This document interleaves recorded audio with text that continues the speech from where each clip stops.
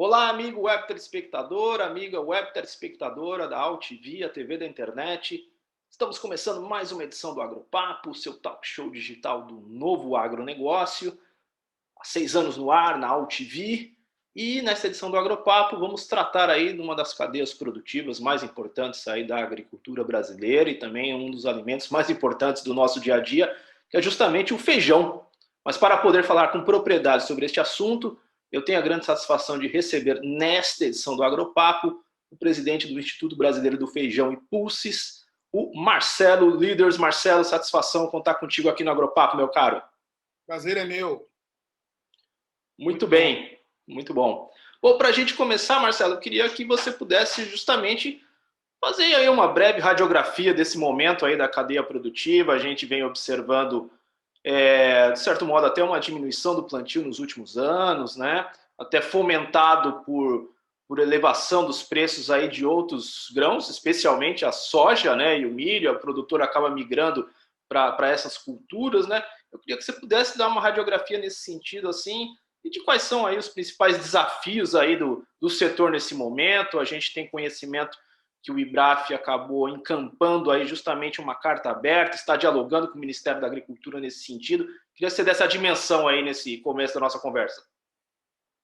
Olha, na verdade, eu diria para você que caiu a ficha, e começa a cair ficha para outras pessoas, de que o feijão é, na verdade, uma causa social. Na medida em que você tem um produto que, na produção, você engloba desde o pequeno produtor e dá o sustento para ele, né? A sobrevivência dele, às vezes, está ali, a subsistência. Depois ele começa a produzir um pouquinho mais, ele já consegue vender o excedente e acaba agregando esse valor facilmente na renda dele, diferente de grandes culturas, até o grande produtor de milhares de sacos. Já no consumo, o feijão tem o grande privilégio, né, como produtos da cesta básica, de ter também um universo de consumidores bastante importante e diverso, porque você pega desde a classe A até a classe D, E, ou qual existir, e a diferença de consumo entre elas vai ser a frequência, quantas vezes por semana se alimentam com feijão. Então, a partir do momento que você tem e coloca nessa perspectiva, ele deixa de ser um produto. Né? Ele deixa todo mundo... mas o feijão não é commodity, como se fosse ruim isso. Tudo bem, graças a Deus que ele não é commodity. Né? Então, se ele não é commodity, ele merece um foco diferente. O que vem acontecendo no setor, você resumiu bem. Nós temos aí uma luz de alerta acesa, alerta muito grande, que é o quê? A soja e o milho têm esse potencial, né? Realmente ela tem cotação internacional, mercado internacional, é um produto que quando você está lá no campo, você não se preocupa muito com a aparência dele, o feijão você tem que cuidar da aparência, a aparência vende o feijão, e vai por aí afora, os estímulos da soja, fora o governo, que também é chamado a dar estímulos. E dá estímulos por quê? Porque o lobby, né, do setor agro desses produtos é um lobby muito forte, né? Ele engloba essas empresas multinacionais também que estimulam a produção. Então, e toma um tempo nas pautas. Você vê assim que o Ministério da Agricultura fica totalmente tomado, né, com esse tipo de pauta. E o feijão acaba, como nós temos exemplificado, e até eu pego a fala do ex-presidente da Confederação Mundial de Pulses, né? O feijão, em muito sentido, no mundo, era órfão. Né? E a gente começa a colocar ele numa outra perspectiva. Então, o cenário é esse. É um cenário preocupante na medida em que nós somos defensores do livre mercado, entendemos que o governo não tem condições nem de prometer que vai ter dinheiro para fazer estoque público. Nós também não consideramos que tenha sido essa a saída, ela nunca foi boa, entre aspas, né? Nunca foi definitiva. Outras saídas é difícil porque você está no capitalismo, livre mercado, e o que acontece? Você não vai mudar as regras, né? E você não tem como os produtores virarem filântropos, né? Plantar porque tem gente passando fome. Mas na medida em que você não é uma máquina, você é um ser humano, né, e que você está envolvido numa cadeia produtiva que tem essa pegada, você tem que prestar atenção que a fome acaba sendo um problema nosso, né? O ex-ministro Roberto Rodrigues dizia, e a gente concorda com o número, gênero e grau com ele, que alimento é paz. Quando você vê os movimentos migratórios na Europa e mesmo na América do Sul, né, como, por exemplo, Sul Central, você vê a Venezuela, quando foi que os venezuelanos saíram de lá? Quando começaram a passar fome. Enquanto o socialismo tirava deles, né, tá bom, vai. A hora que passou fome, sai para o mundo afora. Sai o marido buscar dinheiro, abandona a família, tentando depois alimentar a família. E todas essas questões, você tem também aí um fundo muito importante para você analisar, que é esse, a questão da paz. Uhum. Né? No momento em que o Brasil tem essa polaridade tão grande, e essa tensão tão grande, você ainda coloca nesse caldeirão, tá, mais um motivo, ou mais um estopim que pode causar violência na sociedade. Então é muito perigoso, vai muito além, né, de uma carreta carregada de feijão. Agora, Marcelo, justamente pegando aí o teu diagnóstico, a gente tem aí um problema, no fundo, que não é nem conjuntural, é estrutural, né? Que tipo, vamos dizer assim, de política pública ou de modelo de negócios que possa fazer com que o agronegócio aí do feijão possa ser, vamos dizer assim, atraente para o produtor e, ao mesmo tempo, possa assegurar a oferta, enfim, a preços competitivos aí para o consumidor. O que tipo, vamos dizer assim, de mudanças pode ser feito ou o IBRAF defende para que tenha uma correção aí nessa rota? Olha, existem, vou começar pelo final, certo? Quer dizer, não pelo final da tua fala, mas o final da nossa conclusão recentemente. Nós, infelizmente, nessa cadeia produtiva, temos um desafio muito grande, que é responder perguntas que não existem respostas ainda. Por exemplo, nós vínhamos com várias ideias, Plano Nacional do Feijão em 2018, sugestões emergenciais do ano passado, quando a Casa Civil viu a coisa preta e assim da pandemia. Né? Então, se você pega aquilo ali, nós tínhamos respostas, estímulos, então já havia aí uma expertise para discutir isso. Mas a partir do momento que você tem o preço da soja e do milho, onde está, o preço do feijão também subiu. Hoje, uma saca de feijão são $48, é muito remunerador. Por que é que o produtor não planta? Então, você tem que ir mais a fundo e descobrir por que ele não planta. E, sinceramente, o IBRAF não sabe. E eu desconheço que alguém na cadeia produtiva tenha a resposta. Então, talvez seja o caso de nós chamarmos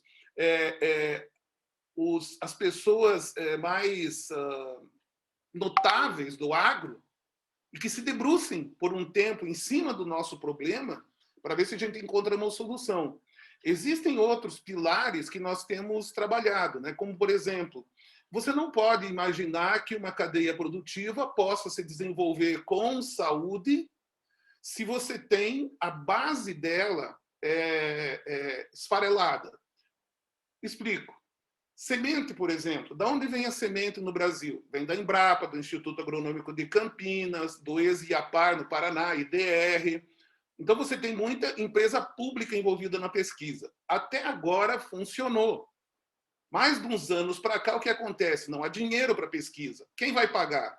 É a iniciativa privada. Ou vai ficar brigando a vida inteira para retornar aquilo que já foi, né? Que é o dinheiro público na pesquisa. Para você ter dinheiro na pesquisa, você tem que combater o quê? A pirataria da semente. O feijão é a vergonha nacional. O feijão é o item com mais pirataria. Existe o uso menos de 10% da área utiliza sementes. Por falha na legislação, por falha na fiscalização, por ignorância de alguns fatos, às vezes, dos produtores. Então, você tem uma série de fatores já aí na semente da coisa. A partir do momento que você passa a ter rastreabilidade da semente, e isso está ao nosso alcance, nós estamos trabalhando agora, temos um acordo fechado com uma empresa recomendada pelo Ministério da Agricultura, chancelada pela Embrapa, para que nós tenhamos a garantia da qualidade da semente. A partir do momento que você tem isso, o que é que você tem? Os privados vão poder investir. Por quê? Porque eles vão investir e têm garantia do retorno. Como que se vai justificar que um fundo privado, por exemplo, de produtores, invista 10 milhões aí assim e não tenha retorno? Você tem que dar retorno para eles, né? E esse retorno vai vir na medida em que usa a semente. Então, aqui está um item interessante, um item que pode fazer parte, porque, não, mas aí a semente vai ficar mais cara para o produtor. Não pode. Você vai ter um volume maior de semente, você vai ter mais players fornecendo semente, com a rastreabilidade você tem o quê? Certificação desses players. Então, esses players vão ter que entregar alguma coisa que realmente seja uma semente. Será que a pesquisa em cima não tem condições de elevar, como fez no milho e na soja nos últimos anos, a produtividade? Consequentemente, cai o custo? Aumenta a margem, aumenta a possibilidade de venda? Avança no mercado internacional, atende a demanda nacional? Nós achamos que sim. Aí seria um pilar importante. O feijão está defasado tecnologicamente nesse aspecto em relação ao milho e à soja, por exemplo? A despeito do grande esforço que os pesquisadores fazem como profissionais dentro de uma estrutura pública, ainda assim não é suficiente. Eles mesmos vêm e admitem, olha, se eu tivesse condições de ter mais uma estrutura mínima, nós temos pesquisadores hoje, doutores, pessoal que devotou a vida, tá, aprendendo sobre desenvolver uma planta e estão dedicados ao feijão. E ontem um grande pesquisador, se me permite citar o nome dele, Carbonel, do Instituto Agronômico de Campinas, não pôde participar de uma reunião conosco, porque 6 horas da manhã ele ia estar lá no campo plantando o feijão da pesquisa. O que é isso? Ele reclamou? Não. Mas o que é que você sabe? Ora, para o pesquisador, aquele cara que está num nível que ele precisaria ter uma estrutura maior embaixo dele. Mas daí a estrutura dele é pública. Ele não pode mandar em ninguém. Se ele manda, o cara manda ele plantar batata, certo? A estrutura é pública, não vai demitir o funcionário. Então, é muito difícil para eles. Quanto feijão poderia ter? 80 sacos por hectare? Por que não? É um objetivo a ser buscado. Então, quando você tem a atenção a isso e a diversificação, né, que é um outro pilar, por que nós defendemos a diversificação? Olha, há feijões maravilhosos. Feijão vermelho, feijão rajado, feijão mung, feijão azul, que vai por aí afora, manteiga, é uma infinidade. O Brasil tem essa capacidade. Até o ano de 2010, nós tínhamos aí meia dúzia de cultivares ou de plantas aqui de feijão no Brasil e que atendiam, né, alguma coisa aqui da nossa demanda interna. O que vem acontecendo? Foi sendo estimulado que se plantasse outras variedades, independente de ter semente ou não. Vai e nós temos que ir para cima, né? Resultado, o ano passado o Brasil bateu um recorde de exportação com 177 mil toneladas, sendo que uma parte é feijão mung. Qual é o raciocínio do consumidor agora? Uau, tá aí porque o feijão tá caro, vocês estão mandando para fora vendendo em dólar. Não! O feijão mung tem um ciclo que se adapta num período, numa janelinha desse tamanho, numa região como o Mato Grosso, e lá você não conseguiria pôr o feijão carioca. Então não adianta você ter aquele espaço. Então esse é um excedente. Né? Com esse excedente você vai para o mercado. Aqui dentro, o que a gente precisa? Diversificação. O Ministério da Saúde defende que a nossa dieta deve ter feijões. Feijões, tá? Então, há diferença entre um feijão e outro. Será que se você tiver uma diversidade de feijões disponibilizada para a população, você não vai ter um aumento de consumo? Será que o Marcelo consome lá 5 vezes por semana, não vai consumir 6 vezes? Então, ele atende uma necessidade do Ministério da Saúde e uma necessidade do mercado, né? Então, a diversificação pode gerar esses excedentes. Nós tivemos, durante muitos anos, o foco no feijão carioca, 65% da área é plantada de feijão carioca, o consumo também tem essa fatia, mas nos entramos num beco sem saída, porque feijão carioca não se exporta. E quando falta, não tem de onde importar. Por exemplo, feijão preto. Gera excedente de feijão preto. A Venezuela está doida por feijão. O México teve quebra de safra. Estados Unidos também. A América Central precisa de feijão preto. A China está deixando de produzir feijões porque ela precisa produzir proteína animal. Ela tem uma safra por ano. Então, ela diminui feijões e e tenta produzir soja ou milho e atende a demanda por proteína animal. Nesse contexto, nesse bojo, nós estamos gastando já, o IBRAF já gastou 15 anos defendendo essa ideia. Essa ideia, agora, ela começou a entrar na cabeça das pessoas, né? Porque também você tem um turnover no Ministério da Agricultura. Quando você finalmente tem alguém que, uau, entendeu, acabou o mandato. Uhum. Lá vem uma turma de novo, né? Uhum. Então, esse talvez seja um outro pilar. Uhum. Só para não perder o bonde aqui, Marcelo, você tocou em 2 pontos super importantes. Aí eu tenho 2 perguntas emendadas. Então, como criar, vamos dizer assim, um ambiente para melhorar, vamos dizer assim, a atratividade do investimento privado em pesquisa no feijão e, ao mesmo tempo, como fazer o desafio de promover e fomentar essa diversidade de cultivo? Olha, num país que tem o amor que tem pelo feijão, que o brasileiro tem, as lembranças do brasileiro do feijão são ligadas lá na infância, né? Deixou de mamar, né? É o caldinho de feijão que você dá para a criança, né? Na escola, qual é a ligação que você tem? Ah, o feijãozinho no algodão. Quem não tem uma boa lembrança disso? E além do que, todo mundo sabe que feijão faz bem. Ok, existe uma parcela da população, principalmente as mulheres, que tem medo do feijão, que o feijão engorda. Ok, nós vamos trabalhar isso. Do ponto de vista de como a gente vai estimular a diversidade ela vai acabar vindo naturalmente na medida em que a gente comunicar isso para a sociedade. Como comunicar isso para a sociedade? Em vez de buscar recursos públicos que não existem, ou onerar o produtor, vamos chamar a iniciativa privada, os insumos, as empresas que se beneficiam do setor, e elas vão colocar delta qualquer coisa, um zero qualquer coisa, tá? No investimento de comunicação. Isso é possível de se fazer. Será que você não engaja supermercados? Claro que engaja. Será que você não engaja empacotadores? Claro que engaja. Existem produtores dispostos a investir na divulgação. Por quê? Porque eles sabem da importância da diversificação e do aumento de consumo. A carne suína fez isso. A cadeia produtiva dos suínos fez isso, né? Esse esforço de comunicação junto aos supermercados. Exato. Então, no passado, você tinha uma grande dificuldade. Quanto custava um minuto de um jornalista como você aqui fazendo uma matéria como essa? Caríssimo. Né? Você tinha envolvimento de grandes redes para poder atingir o público. Hoje, o custo diminuiu. Ele é acessível, né? As redes sociais são acessíveis, podemos usar isso. Então, nesse contexto, é isso. O produtor, na medida em que ele veja que existe mercado, ele passa a produzir. Você tem que quebrar um ciclo que é difícil. Qual é?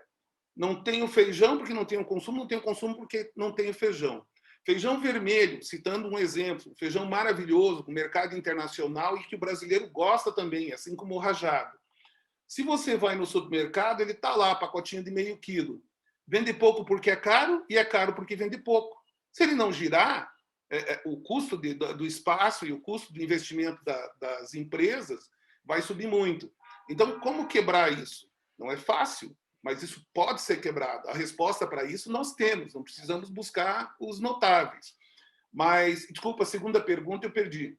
Não, era justamente, você falou muito bem da diversidade, a outra pergunta era no sentido de como gerar uma maior atratividade do setor privado a investir em pesquisa, né, no feijão. O que quer um investidor? O investidor quer, acima de tudo, segurança, certo? Primeiro, ele busca segurança para o dinheiro dele. A segunda coisa vai ser a remuneração. Então, o que é que nós estamos dando para esse setor? Nós podemos entregar para esse setor a remuneração e a segurança nós não temos.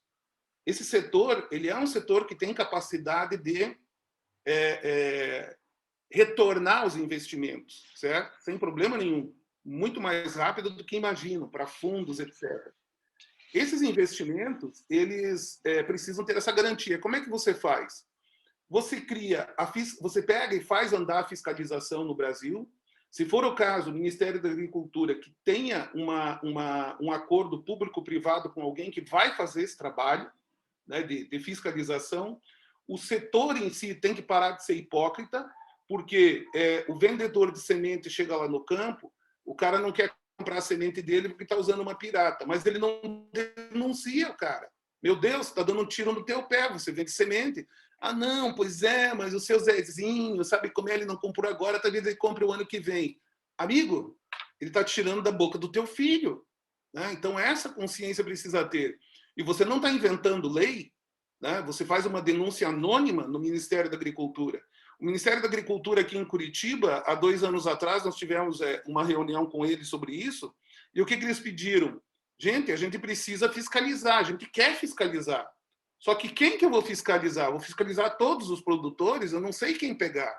Então, o feijão aparecia naquele momento no Ministério da Agricultura como o perfeito, porque era o que menos tinha denúncias, certo? Então, essa é por aí, você entendeu, né? Você precisa ter esses mecanismos de segurança para investimento. Perfeito, Marcelo. E como é que está o diálogo do IBRAF com o Ministério da Agricultura, levando em conta aí todos esses desafios, enfim, que você acabou elencando aqui na nossa entrevista? Veja bem, nós temos comentado que ação sem realização é ilusão, né? Então, você fica correndo, às vezes, atrás do rabo, você faz projetos, você gasta tempo, né? A iniciativa privada vai lá, leva 1 ano para entregar, por causa da burocracia da área privada, o Plano Nacional do Feijão. Aí, o que um ministério quer? É normal, né? Do burocrata que está lá. Vamos criar um plano. Não, para, nós já temos plano. Pega esse aqui e vamos com esse. Não vamos construir outro, gastar mais 1 ano. Ok. Isso é normal da burocracia. O que existe nesse ministério a partir desse ministério nós temos percebido, a partir do momento que eles entendem a demanda, a resposta é rápida. Apesar de que a estrutura, há todo um aparelhamento que a gente conhece, né, que trabalha contra. Né? Existe lá embaixo gente trabalhando contra. Mas o Ministério tem conseguido ser muito efetivo, tá, nas demandas que ele pega, entende e vai atrás. A ministra Tereza Cristina, ela entendeu o que são pulses. Né?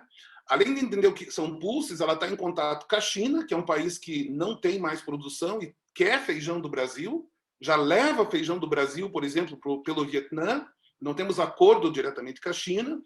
Nós temos lá a Índia, e nós temos uma sensibilidade também por parte da estrutura governamental, que não é o caso só para o feijão, dos adidos agrícolas. Os adidos agrícolas estão fazendo um trabalho para nós do setor maravilhoso. Né? Eles estão muito interessados. Então, essa estrutura, o que a gente precisa? A ministra precisa saber realmente do tamanho do buraco. Né? A Conab tem que ser deixada de lado por enquanto, porque ela trabalha com o retrovisor. Ela olha o mercado de ontem, não o mercado de amanhã. Ela não tem a sensibilidade, né? Por exemplo, eu exemplifico o cego lê o braille, né, com os dedos. Né? A informação chega para a Conab e ela fica com uma luva, tentando sentir. Então, nós estamos aqui para fazer esse papel. Temos 15 anos, temos propriedade para falar sobre isso. Né? Então, a ideia a gente sabe que esse ministério é sensível, a gente sabe também que a gente vive um período de exceção, porque você tem uma pandemia, né, e eles estão aguentando o PIB do Brasil, então, né, amigo, a demanda em cima deles é brutal. Nunca houve o tamanho da cobrança que tem. Eles não têm, literalmente, tempo nem de respirar. Então, levando isso em consideração, eu acho que o Ministério tem feito o seu papel. A partir do momento que ela mandou ontem, ou que ela orientou ontem, que a Câmara Setorial cuidasse dessa questão e preparasse para ela o argumentário, né? Ela está se interessando. Ela pode estar lá, gente, não importa. Tá? Ela não tem tempo. tá? Mas ela tem tempo e ela vai escutar, ela está escutando o setor. Então, eu acredito que a partir do momento em que você leva para eles, ó, tá, o plano está pronto, tá? Vamos executar assim, assim. Isso aqui a gente não tem resposta, tá? Ajuda a buscar. E diz o que fazer, eu acredito que esse Ministério da Agricultura tem muito a colaborar. Olha, Marcelo, já é um grande bordão e chavão do Agropapo que boa conversa acaba passando rápido. Eu quero uma vez mais agradecer a tua participação aqui. Foi uma entrevista super esclarecedora.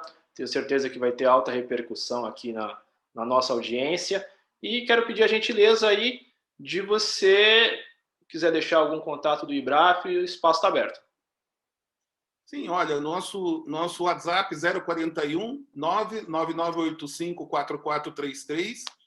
O nosso site, né, é o ibraf.org, www.ibraf.org. O e-mail ibraf@ibraf.org.